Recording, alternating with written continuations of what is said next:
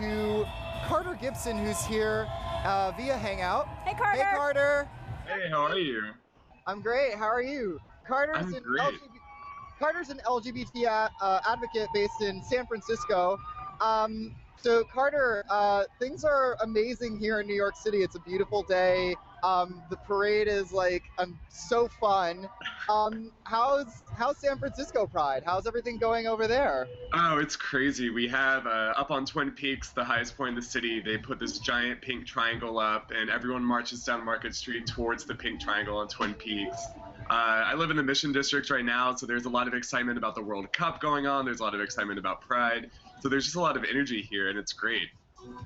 That's awesome. And what are you doing to celebrate Pride today? Sure. Well, I celebrated pretty hard yesterday. We went out to the Robin concert where everyone was. It was fantastic. And then later today, I'm going to head back down to the parade. It's a little bit crazy downtown around 11. So yeah, we're chilling out here, waiting, and then I'm going to head over. That's cool. You can see it's kind of crazy back here. Yeah, that looks awesome. So what kind of like turnout energy are you seeing today over there? Oh, it's just crazy. I think that New York Pride is fantastic, LA Pride is fantastic, but San Francisco is known for really, really having a lot of energy, and everyone is out in their best clothes or wackiest clothes. So it's just great. A lot of people are celebrating it in different ways. A lot of my friends are just like getting together and like having cups of coffee, catching up, talking to each other. So it's also just another good reason for people to just get together. That's awesome. That's awesome.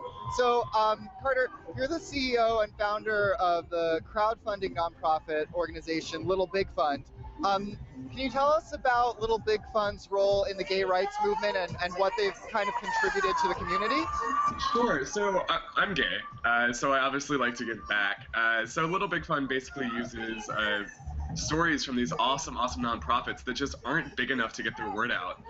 So working with Google and working with some other people, we make sure that we can get their stories out and let people read them. So last year for Pride Month, we featured LGBT organizations. One hit really close to home, which was a DC marriage place that allowed some of my really, really good friends the ability to adopt a kid. So we do stuff like that. And other times it's just smaller, like letting a nonprofit have the money to build a handicap ramp so they don't have to close. Cool. So each month your organization supports 3 charities around a certain topic. Can you tell us what charities you chose this year and what the topic was? Sure. So we took June off and we're going to start again in July. We sort of did some refocusing, and the July nonprofits will be announced in about 3 days after the board votes on them. Awesome. Very cool. And how has social media supercharged LGBT activism? Well, I think, one of the most important things that we can do as LGBT individuals is get our story out there. It's the classic, like, well, I don't know them and it doesn't touch me and they're not around here. When everyone got a voice to social media, let everyone see that, no, they are there. They're right next door to you, or they're at your school. And people were forced to have to deal with it. They were forced to have to deal with people sharing photos or rainbow flags or anything like that. So I think that by giving everyone a voice, it becomes a lot less mysterious, which I think is great. Yeah. And what do you want people to remember about Pride 2014? Mostly I want people to remember that it's about support. And even if they're put off by the festivities or the craziness, or, maybe they're a little bit more introverted and they don't think that's for them, everything happening on the street right now is supporting them. It's just a fun way to show it, and that they can practice Pride however they want. I think that, they don't have to feel the pressure of having to go out and be there at 11 and do all this crazy stuff just like everyone else is doing, that they could do it in their own little way, that there are a lot of different ways to do it. Yeah. They can do it by watching us. They can a lot of people are. There you go. We have people all around the world watching us. Do you have a message for them? I think just do everything in your own time. Listen to yourself. Don't feel pressured. There's a lot of commentary about what you should do and what you shouldn't do and what's right and what's wrong. And your situation is different than any situation that person can imagine. So just listen to yourself, make an educated decision, but don't ever do anything just because you think or don't ever not do anything just because you think it's going to be tough.